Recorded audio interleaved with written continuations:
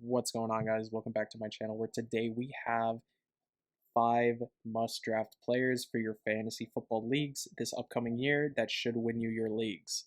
And I know what you're thinking, wow, we can actually see your face, and yes, you can. I now am capable of showcasing my face, and you should see a lot more of it in the near future. So, without further ado, let's get right in the video. All right, now first up we have Baker Mayfield. Now this is a guy that was a lot better than everybody thought that he was going to be last year, especially fantasy-wise. He threw a lot of passing attempts, 7th overall with 566. He was first in deep ball attempts, no surprise there with guys like Mike Evans out there. Third in air yards, he was airing that thing out 4,800. Ninth in total pass yards, did get over the 4K mark. 10th in money throws. Now, this means that he was under some sort of pressure and got the ball out to his receiver while scrambling outside of the pocket. He made some crazy throw at important moments. That's essentially what that means. 7th in passing touchdowns. 28, surprisingly low for, as far as I think. I think that the standard should be much higher for the NFL, but what do I know? And he had third in dropped passes thrown. So his receivers were getting targets, they were accurate, but they were dropping the ball, which could have led to more points. So for me, Baker's in a very weird situation. I 100% am all in on the Baker Mayfield train. He is going currently at QB 22. He finished as QB 10 last year. Guys, Jaden Daniels, if we're going redraft, Jaden Daniels and um, Caleb Williams going over him, I'm sorry. I just can't do it. There's nothing that screams to me that says, what, these rookies are going to go put on this crazy performance. Uh, and there's nothing that tells me that, with an inefficient backfield that Tampa Bay has, with how bad their running game is with Rachaad White, that anything is going to change here and Baker is going to, regress. He had a really great season last year. I think that he's only going to get better. I don't see Rachaad White being effective on the ground. I do see him being effective possibly through the air, and just like he was last year, which led to a lot of Baker Mayfield points. So when it comes to Baker Mayfield, he has all of the stats. He has everything that backs him up that leads me to believe that he's going to be a QB1 this year. Uh, and going at QB 22, guys, come on. Behind a lot of these guys, especially those rookies, you gotta be kidding me. Like, I'm all in on the Baker Mayfield train.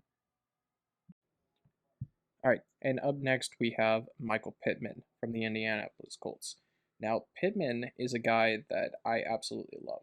I think that he's set up to have a great season this year with Anthony Richardson coming back, and I think that he's going to really take a step forward this year with better QB play.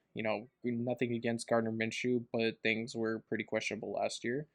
Um, and despite all of that, despite the changes at quarterback, a couple weeks into the season and having a not so viable quarterback option, he was still fourth in target share, over 30%, which is absolutely insane. Ninth in targets, over 150 of those. Eighth in target rate. He was ninth in red zone targets, so he's getting targeted within the 20 a lot. 14th in fantasy points per game with 15.6. He was 15th in route win rate with over 50% win rate, and 8th in route win rate versus man. He has the makings of being a wide receiver one this year. And when you have guys like Malik Neighbors that are going before him, um, and some of the Texans guys, when you don't really know who's going to be the wide receiver one, I feel a lot more comfortable choosing Michael Pittman. I think he is a very, very safe pick. I think he's proven himself to be a very safe pick, and that he will get you those points when you really need him. I am, all in on the Michael Pittman train. I saw how well he performed when Anthony Richardson was on the field last year, and I think that Anthony Richardson, hopefully staying, fingers crossed, for the entire season, should only help create more opportunities for Michael Pittman to produce. and be that viable wide receiver one option that everybody thinks that he can be, but for some reason everybody has him down at like mid wide receiver two range. Um, so hopefully, things stay consistent with Anthony Richardson and he doesn't get hurt. But I'm all in on the Michael Pittman train. There's nobody else in this wide receiver room that's going to take targets from him. I'm sorry, not Josh Downs, not Alec Pierce. They're not going to take those targets from him. Um, Jonathan Taylor coming back could, in my opinion, only adds to his value because that puts less pressure on him, and he probably won't have as much focus. So, all of those things considered, Michael Pittman's a very viable option here. I don't see any reason not to pick him at his draft capital. I do think that he has the potential to be a top 10 pick, and I have no trouble choosing him at wide receiver 24, especially when he's going around the same time as guys like Zay Flowers, and he's going after guys like Malik Neighbors. That it's blasphemy. Up next, we have our first tight end in a while, and that's David Njoku. This is a guy that killed it last year down the stretch.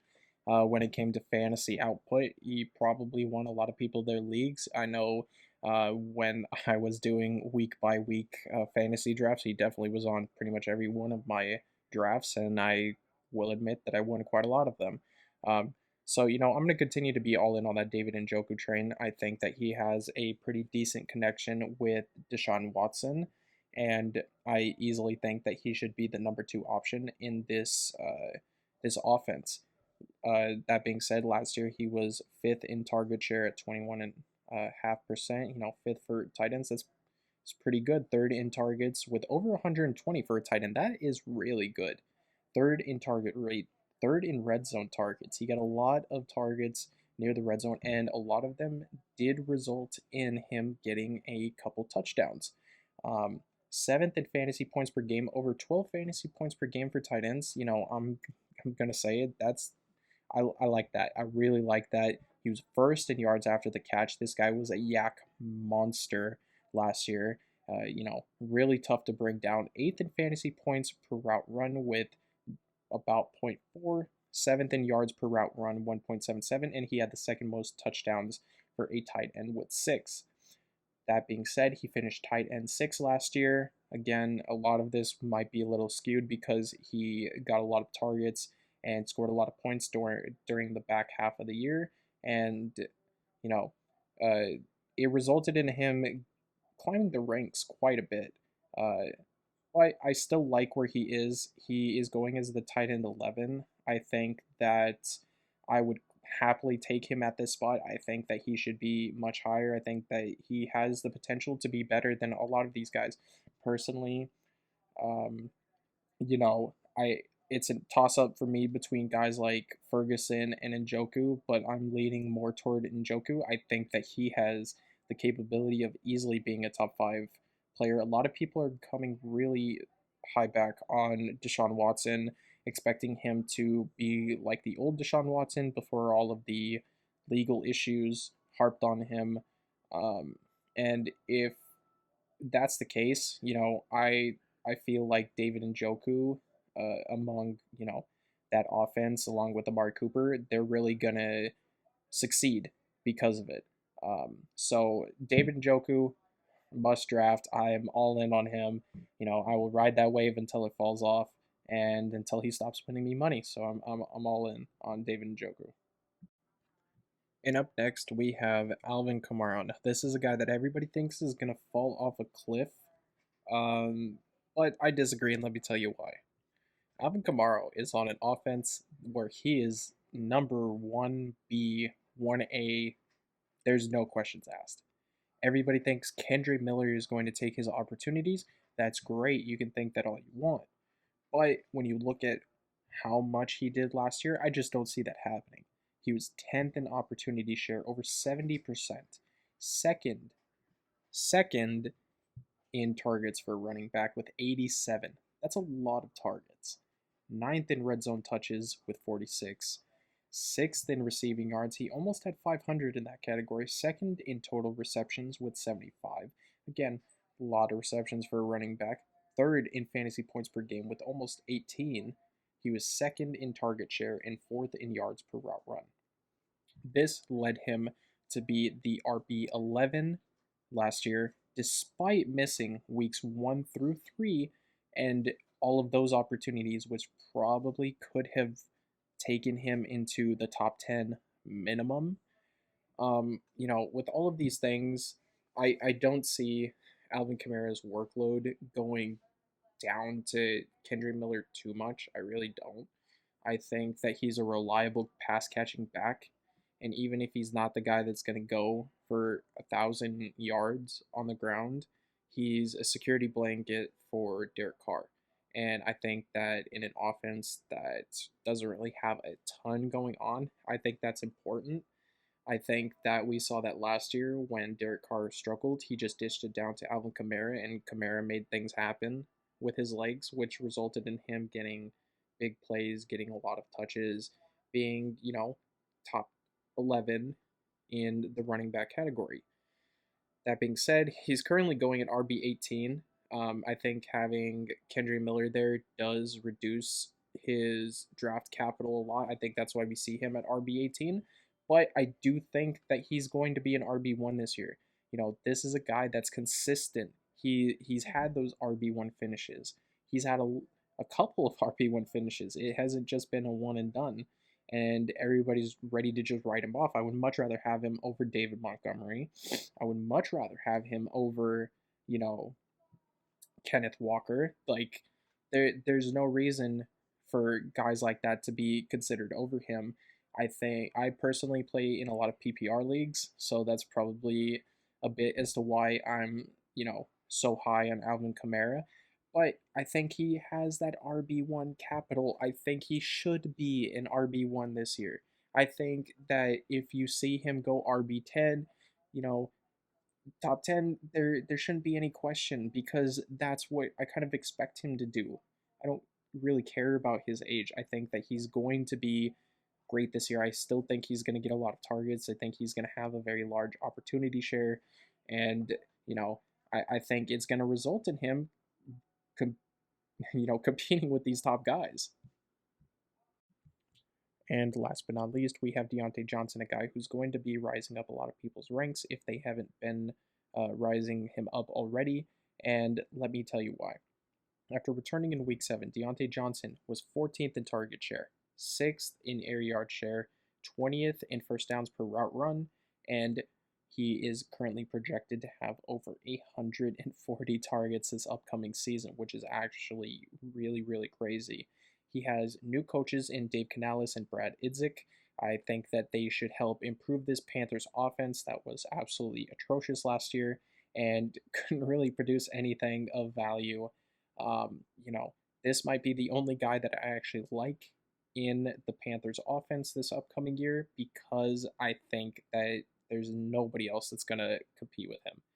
Um, he's currently going at the wide receiver 42, which is crazy for somebody that's considered to be a wide receiver 1 because that's behind a wide receiver 2 in fantasy football. That is considered more of a wide receiver 3, and I think that he just has so much more value than that. I think even if he finishes at wide receiver 30, wide receiver 29, that's way, way better than his wide receiver 42 projection. And I don't see him being wide receiver 42 behind, you know, a lot of these guys that are in the higher 30s and mid 30s. Along with this, Johnson, he's now with the Panthers. And let me read you something based on that I saw on the news. He is considered to be their X receiver. Canales says that his X receiver, you know, he's going to throw Diontae Johnson in there. He's going to give him those opportunities. Now, when you look at Dave Canales' X receiver, they have been top 16 in fantasy wide receivers each of the last 4 seasons, which means that he's producing a good wide receiver 1 and continuously doing so. Given the projections with his new coach and an assumption that he will grab around 27% of Bryce Young's targets, he is good for 153 targets over a 17-game span. Johnson catches on average about 58% of the balls that are thrown his way for around 12 yards per catch. And essentially, that means that we're looking at about 1,000 yards, 85 catches thereabouts, and even if he grabs just 4 or 5 touchdowns, he's still projected to be wide receiver 16 minimum. And that's the baseline of what we could see from Diontae Johnson. Last year, among the 89 wide receivers with over 45 targets, Johnson ranked 23rd in Pro Football Focus receiving grade and 29th in yards per route run.